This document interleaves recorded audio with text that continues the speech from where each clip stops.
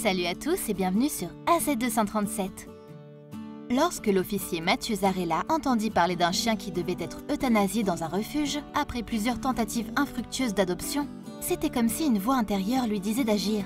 Zarella fut informé que le chien était extrêmement énergique et hyperactif. Il avait été décrit comme incontrôlable et non adoptable. Pourtant, Zarella avait le sentiment qu'il y avait quelque chose de spécial chez ce chien. Alors, il décida de prendre le temps de l'observer de plus près. Il ne fallut pas longtemps pour que ses soupçons se révèlent exacts. Regardons son histoire. Avant de commencer, voici la question du jour. Je suis dans pomme et non dans banane.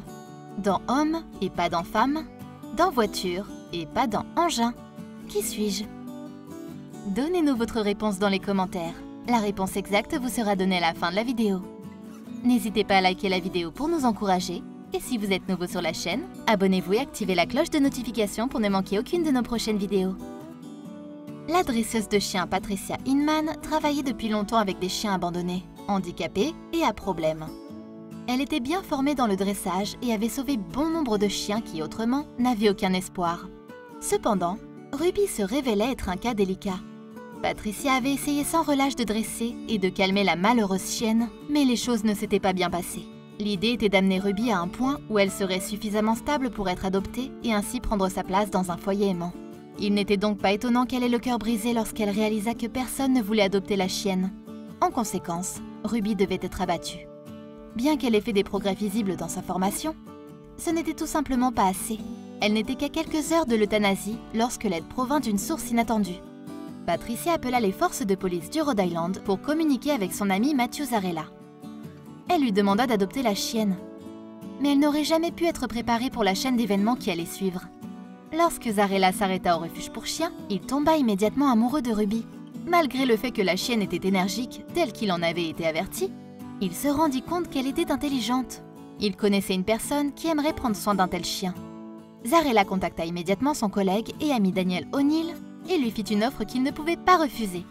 O'Neill se trouvait être un véritable amoureux des chiens qui aspirait à un partenaire à quatre pattes. Zarella proposa à O'Neill de garder le chien, et bien sûr, il était heureux d'accepter. O'Neill passa les 4 mois suivants à entraîner le chien incontrôlable pour l'amener aux normes. Il devint rapidement inséparable. Non seulement il réussit à l'entraîner, mais il fut vite évident que Ruby était prête à passer à de plus grandes choses. 4 ans après être devenue une équipe, Ruby et O'Neill eurent des ennuis. Une situation grave se présenta. Tout le district de police cherchait un adolescent disparu. Une recherche effectuée dans une grande zone boisée avec plusieurs patrouilles de chiens participant à la chasse à l'adolescent perdu.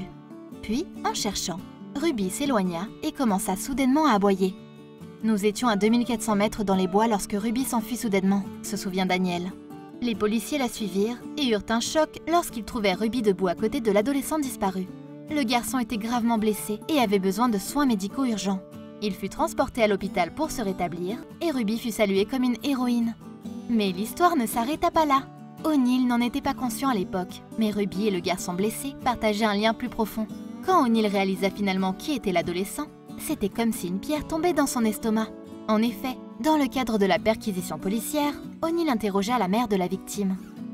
Il se rendit compte que la mère du garçon était, en fait, Patricia Inman. Patricia révéla qu'elle avait pris soin de Ruby avant qu'elle ne se soit confiée à Daniel. C'est difficile à dire avec certitude, mais c'était peut-être la façon de Ruby de remercier Patricia, qui avait pris soin d'elle quand elle en avait le plus besoin et qui par sa patience lui avait sauvé la vie. Ruby avait une deuxième chance de vivre grâce aux actions de Patricia, et elle le lui avait courageusement rendue en sauvant son fils d'une mort certaine. Quelle est votre opinion au sujet de cette histoire? Dites-le nous dans les commentaires. Et maintenant, la réponse à la question du jour. La lettre O. Bravo à tous ceux qui ont trouvé la bonne réponse. Nous voici arrivés au terme de cette vidéo. Merci de l'avoir regardée jusqu'à la fin. Surtout n'oubliez pas de la liker et de la partager avec vos amis. À très bientôt sur AZ237.